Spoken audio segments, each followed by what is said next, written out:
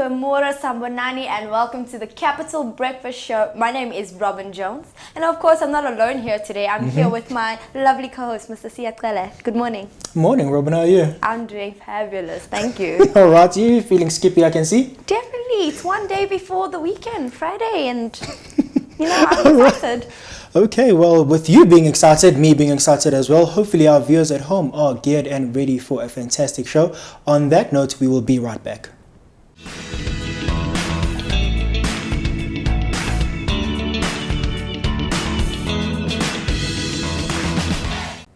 You're still tuned into the Capital Breakfast Show on this amazing Thursday morning. We have a beautiful show lined up in store for you today. We'll be kicking it off with fitness. Don't forget, we also have a bit about cars coming up, but that will not be all.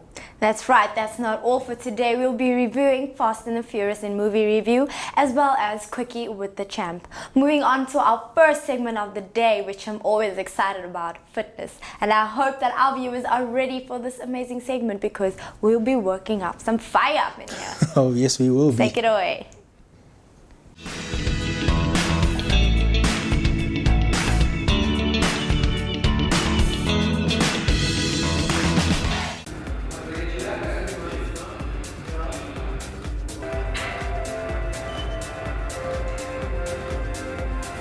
The next part is going to be looking at stretching. Now stretching is highly important to help reduce the risk of injury but also help muscle soreness.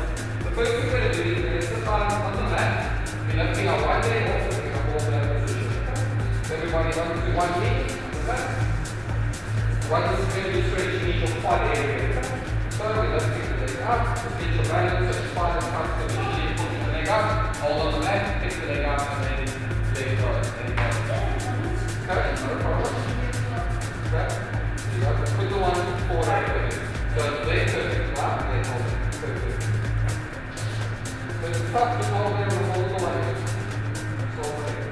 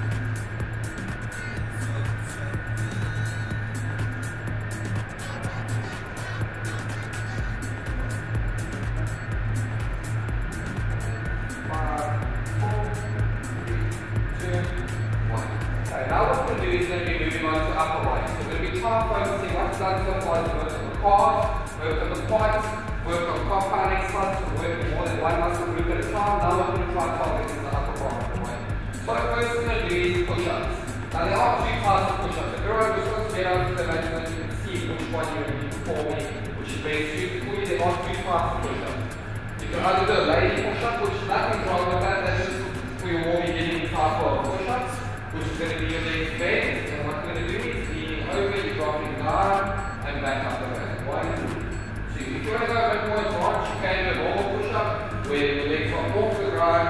From there, what you're going to do is you're going to down, down.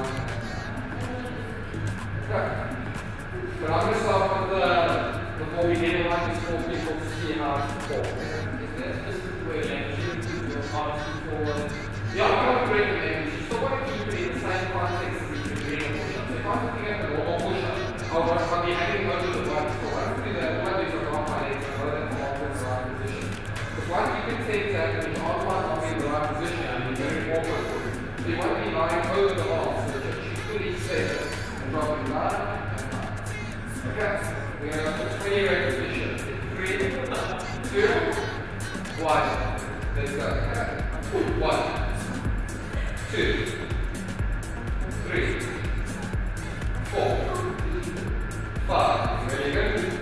6, 7, 8, 9, 10, 11. Okay, big knees, we almost did it. 12. 13, 14, 15, 16, 17, 18, 19, 20. Many people get this misconceived idea that you have to come to a gym to use the treadmill, cycling, things like that, cardio. It's not actually true. There are things that you can do at home. It's a bit more advanced when you want to take your cardio to the next level. That's what we're going to do right now. Starting off with a squat jump. So the logic behind this is you're going for a squat, you're hopping in the air, back down again. Hopping in the air, back down again. Okay, we're going to go for 30 seconds. Okay, so each shoulder width apart in 3, 2, 1. Let's go. Down and hop up. Down, hop up. Down, hop up. There you go. That's it. Down, hop up. Keep it up. Try to go all the way down and up again. All the way down and up again. That's it. Keep it up. Very well.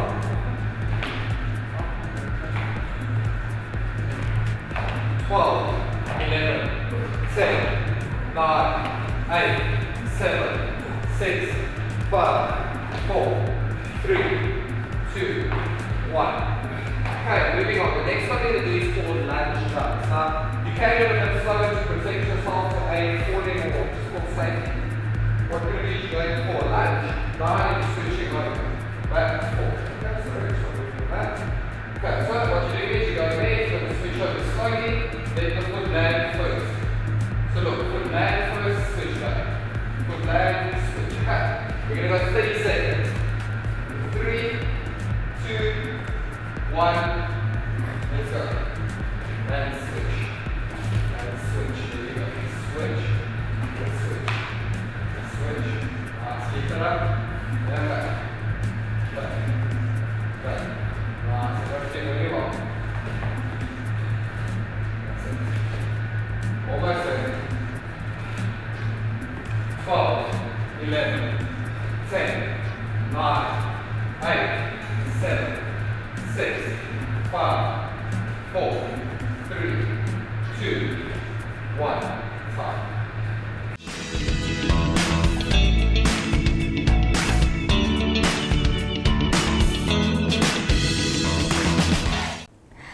Thanks very much to Grant for that awesome workout up at the gym. I mean, I was dying. That's my second day of legs. I mean, it was hysterical because even Kumo, he plunged right there to the ground. I hope you did not cramp up.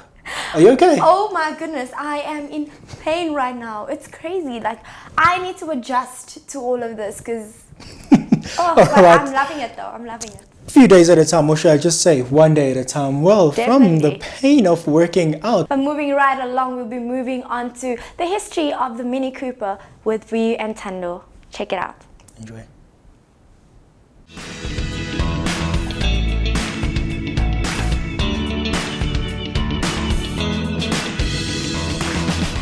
doesn't mean that you don't want to drive a Mini.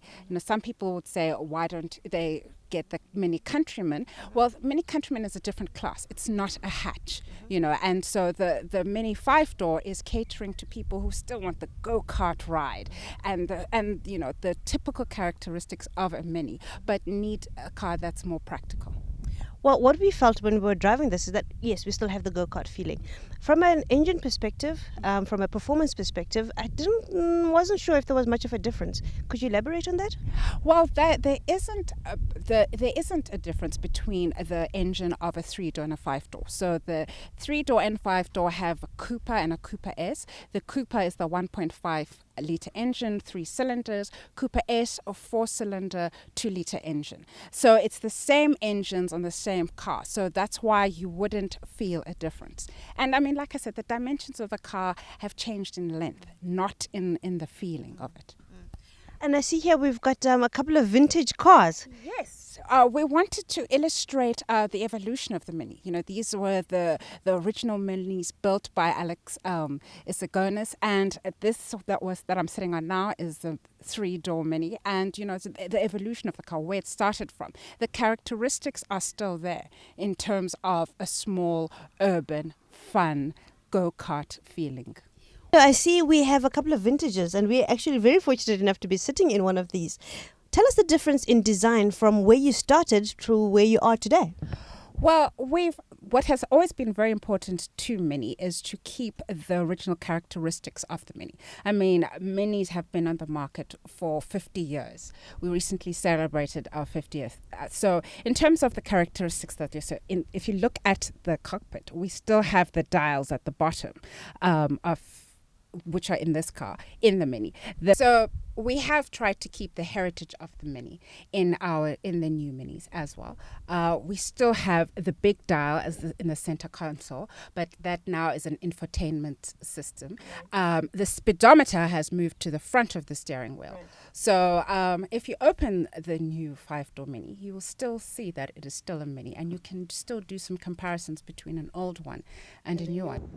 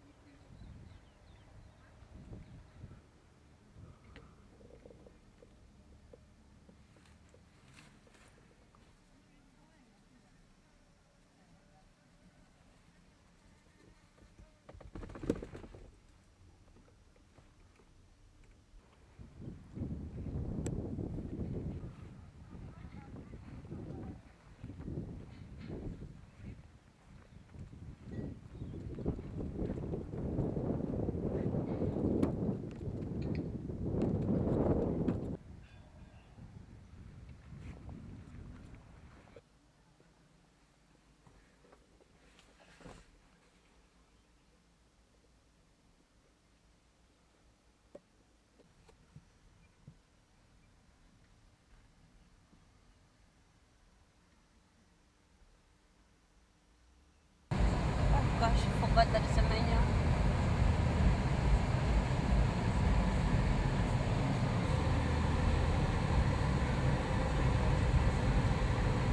Can you see my feet? I was looking at the gear actually. I'm just...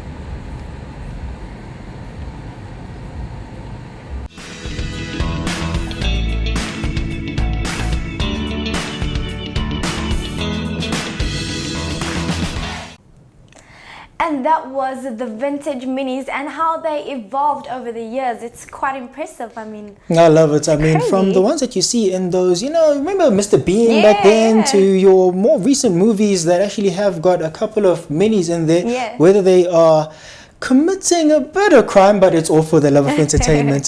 Staying on entertainment, we'll be taking a look at the movie review. take it away.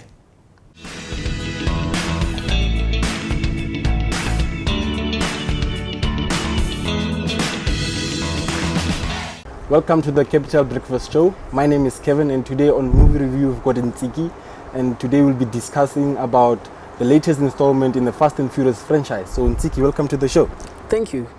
Please, can you please tell us more about the Fast 7? Oh yes, it's actually a great movie. If you have been a fan of the Fast and Furious franchise for a while, and you will know that it might not be as good as the last two, but it actually has its own standards that it set. Okay, tell me, what is the plot in this movie? The plot has been building for a few years now, if you look at it. Ne? Yes. From the first movie, which was just about cars, ne? And now it is moved to being a movie about family, love, and revenge most of the time, because right now we're looking at payback in terms of family, whereas it's Jason Statham who came in to avenge his brother, who was in the Fast and Furious 6. Oh yes, yes. So now we see a movie about family values and a lot of how do I put this? Family love, family values, and a lot of revenge. Yes. So tell me, in the movie, we've got 2 graveyard scenes. Yes. And is it impossible not to think about Paul Walker? For the mere fact that he actually died before the movie was finished, whenever you see the graveyard scene on the movie, you actually get to think about him. He is in one of them, which is the first one, in the funeral of Han. Remember when Fast 6 ends, he gets killed. So he is there, and you just can't help that at some point before the movie was finished, they were at his funeral, like at the graveyard. So it's a bit sad. Okay, so tell me his role, since that we all know that he passed away in the last year. So does his role also end in the movie, or is it a continuous role, like towards the end of the movie? Is there any indication that he'll be there in the next installment, if there is any such? No, you know what they were smart about, ne? Is that they didn't just cut him out of the whole movie. They actually cut the movie a bit so that it can include him towards the end. Okay. Where at the end you can see it's a bit there. You can see the evidence that this was not shot during the whole shoot of Fast and Fast 7, but it fits in very well with the plot of the movie and how it ends. So in a way, you would say that they cut him out of the storyline in a respectful way, instead of, you know, like in other movies whereby when a character dies in real life, he also gets to die in a movie. So with this one, they gave him more of a respectable exit of the movie. They gave him that exit that we are used to and love when it comes to Fast and Furious. They exited him out with a car, which is sad but beautiful. What he loves. What he loves and what we know him for. Yes. So tell me, this movie has broken records, right? Oh yes. They are the fastest to reach the $1 billion mark globally. So my next question is it because of the movie was that good, or was it because of Paul Walker dying? If you look at it, I go back and refer back to the other installments of the franchise, ne? The others, the last 2 before it, were very good. This one was good, but not to the standard of the other ones. Right now, I would say the records were set because of the love and respect people had for Paul Walker. That is why they got to break so many records. So many records. Yes. Is this the best movie yet? No. No. And why is that?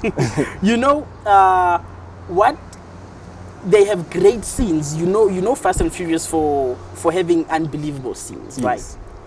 They have great scenes, but some of them just don't amount to the scene we saw in Fast 6. Okay. You remember at the bridge, Yes. where Vin Diesel had to catch Letty without even knowing there was a car behind him, Yes. to actually break the fall. That scene, even right now, still is at the top of the list in terms of making Fast 6 one of the best. Okay. Here we have Paul Walker jumping off the bus when it was falling off a cliff. Oh, okay. And Letty is part of the action again by actually helping him break the fall and sending him back up. Oh, okay. So that scene almost made it feel as if it was good, Oh, but okay.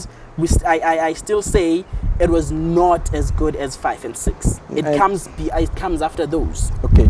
And what were the low points of the movie and the high points of the movie? You know, the low points of the movie, there were not so much of them. It's just that some scenes they try to overdo them to overcompensate for the last movie they did. I can say that was the low point. They tried to overdo many of them. Oh, okay. But where they kept it simple and straight, it actually came out very, very well. Okay. So was this the last movie from the Fast and Furious franchise, or are we expecting something the next couple of years or anything like that? You know, I believe it's actually not the last, because how it ends, you know how movies end. You can predict that we have a second one coming or a third one coming. But the way it ends right now, it indicates that we might have Fast 8 coming. Oh, okay. Because I think they still have to outdo. I refer back to the action of the movie, like the scenes they try to make out good. Yes.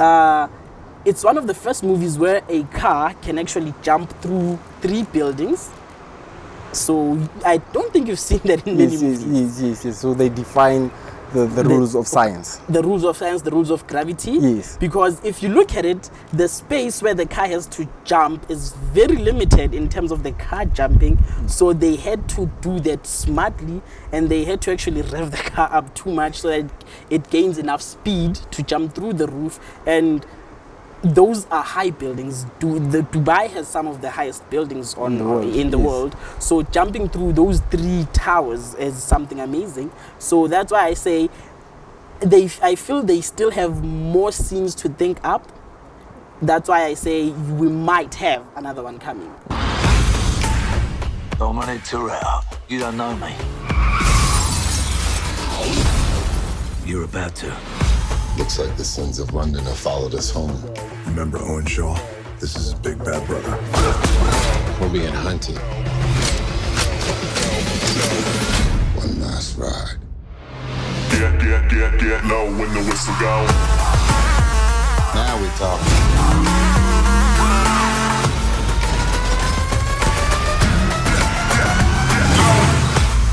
Daddy's gotta go to work. This is a world that doesn't play by your rules.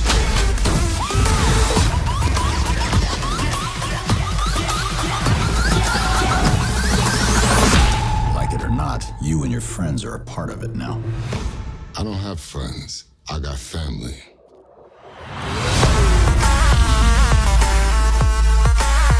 So Ntiki, your rating out of 10, is it worth going out to watch this movie? Yes, I believe it is worth going out to watch it. If you put everything together, the action, the family values, the plot, everything, and how they said goodbye to Paul Walker with the song and the message, I think it's actually worth going out to watch, and 7 out of 10 can do for it. Well, yeah, 7 out of 10 is not bad. I'll give it an 8 out of 10. I've watched the movie. Personally, I enjoyed it, and if you haven't watched it, please go out and watch it.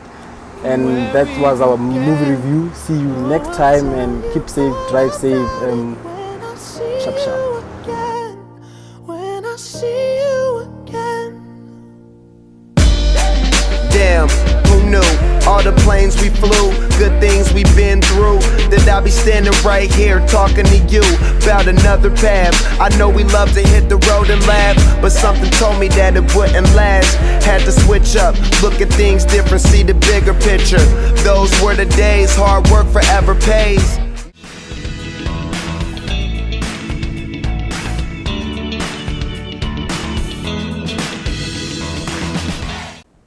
A big thank you to Kevin, who was actually talking to Nsigi about our movie review, Fast and Furious 7. I've seen the movie and I have to say I have enjoyed what I've seen so far from the entire franchise.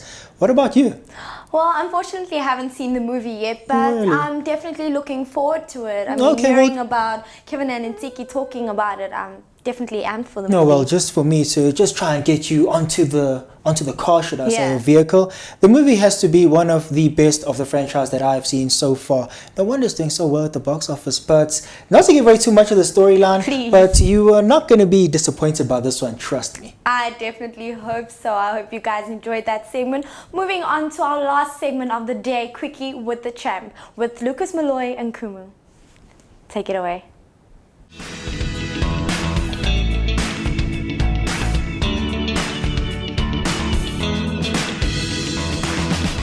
Morning to you, viewer. This is TCB, and the slot is Quickie with the Champ. I am with the usual suspect, friend of mine here, Kumo Mataba. Yes. Kumo, how are you? I'm good in you, sir. Not How are bad, you? not bad. Yes, It is getting to that stage where people need to get their motivation Yes. and be fired up. And that. Yes. The book that we are looking at again today, as usual, The Everyday Battlefield, and we're taking the quote of the day. The quote of the day that we are taking today is what negatively hinders your past can also positively impact on your future. The reading says there's a saying that goes, what doesn't kill you only makes you stronger. This is only true if we learn from what is supposed to be making us stronger. Our life is made up of lessons. This could be our own lessons or lessons of others. What happens in our lives today is so as to make us better people. It gives us experience in dealing with the situations and motivate others. Reading these words, listening to these words, I'm remembered by What does a it few. I'm remembered by a few quotes in my head, and one is a great man once said, "When you lose, do not lose the lesson." Yeah, exactly. That is.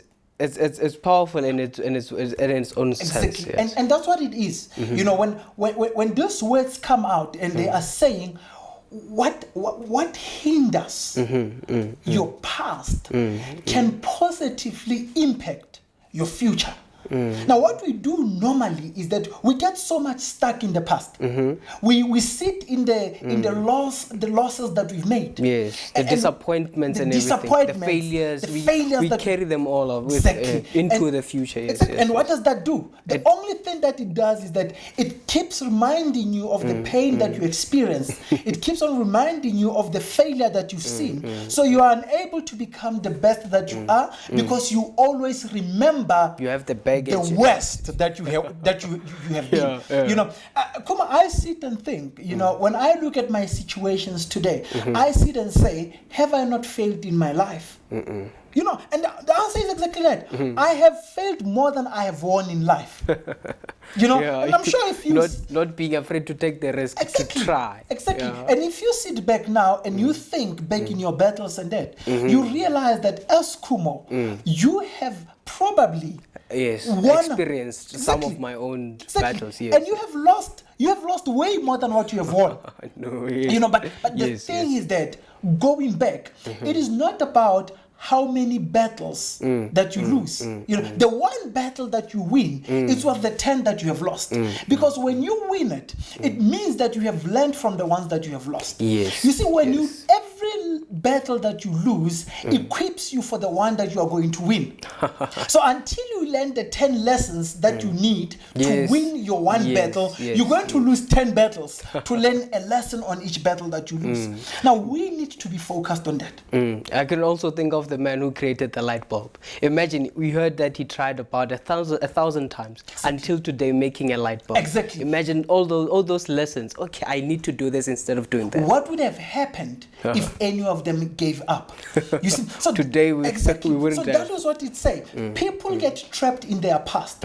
People sit and say, I did not pass my matric. People sit today and say, I did not make it in business. I have been bankrupt before. I'm proud to say I've been bankrupt 2-3 times before. But those bankruptcies equipped me for the entrepreneur I was to become. Yes, You understand? So your losses, and I like what you said when you started. You said, don't lose the lesson in the battle that you're in. When you lose the battle, lose the battle but not the lesson. Because we will always lose as people. What we take away from our losses is what is most important. The lesson. Now, so as we sit today in this morning, and that there's someone out there. There's one of the viewers out afraid to try again. Afraid to try again. They remember the pain. Now, for you to go over that, you need to forget the pain and start focusing on the joy of the victory. You know, if you don't remember, if you cannot visualize the joy of the victory, you are going to be afraid to start. I have a saying that says, what is sent to us, the challenges that are sent to us are not meant to challenge us in such. They're only sent to us to give us the strength that we need to move forward to it. If we choose to look at it in a positive way, we can achieve massive success. The things that happen, the failures, the challenges are not meant to paralyze you. They are meant to equip you. Yes, to give us that strength that we need. People become paralyzed in situations that they are supposed to be no, equipped. this one, it hurts too much. Exactly. No. Now, you have got to have the mind that forgets the pain and visualize the success. You need to have the taste of the success in your mouth than the taste of the bitterness. Then you would be able to taste it again. Then you will be able to try again. And that is what we want today's viewers to remember. What we want you to remember today, what we want you to take away today is to remember to be focused on the winning and not the pain. The pain will only last temporarily. I can tell you of great boxers. I can tell you of Muhammad Ali today. I can tell you of Floyd Mayweather, who has just become, you know, the fighter of this generation, the greatest fighter of this era that we're living in. And we can sit and say, if he remembered the time that he has lost, and don't be deceived. There is a man that has beat Floyd Mayweather, and I remember looking around and that, and it was saying, while Floyd Mayweather enjoys the victories and that, the last man that beat him is living below $7. I think it said below $1 a day. Wow. Now you can imagine, this is the last man to beat Floyd Mayweather. Manny Pacman did not beat Floyd Mayweather, and he made over $100 million US dollars. The man that beat Floyd Mayweather is not making that amount of money because he probably remembered the losses that he had more than the wins that he could have made. And that is what winners do. That is what champions do. You forget about the pain of losing and you remember about the sweet taste, the sweet joy of victory. If you today cannot remember of the situations where your victory was sweet, if you cannot today remember of the joy of the winnings that you have brought in, my friend, I advise you today, you need to go back and remember that you are not your losses. You are who you can become if you forget about the pain of losing. And I challenge you today this morning, and I say, I am the champ because I have gone through my losses. I am the champ because I have lost more battles than what I have won. And Kumo, I'm sure you feel like a champ today. I am. You have went through your challenges. I'll really get the fire up. Wow. And we say to our viewers today, go out there this morning. Remember, it is not about the losses that you make, but the great winnings that you become. Follow us on Facebook. I am Lucas Moloi Caesar. He is Kumo Mataba. On Facebook, On Facebook, yeah. On Twitter, I am Lucas Moloi. And follow us also on at TCB on Twitter, and so that we can be able to motivate your day further. This is the champ. Till we meet again. Yes. Goodbye.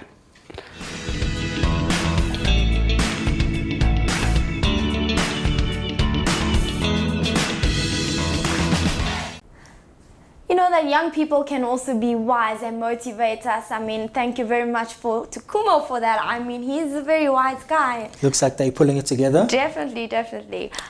Yeah, well, with motivation, you know how to end off your Thursday, right? I mean, you have to end it off on a high note, which our brothers in studio definitely took care of that. But just in case you'd like to get into contact with us, as you know, it's that part of the show where we have to love and leave you. You can drop us a few characters on our Twitter handle, which is at TCB Tswane, or simply like our Facebook page. Or you can drop us an email, and our email address is at tcbajunto.co.za. We're looking forward to hearing from our viewers back home. We hope you enjoyed the show, but if that's not all, we'll see you guys tomorrow. Goodbye. Same time, same place. That's right. Bye-bye. Toodles.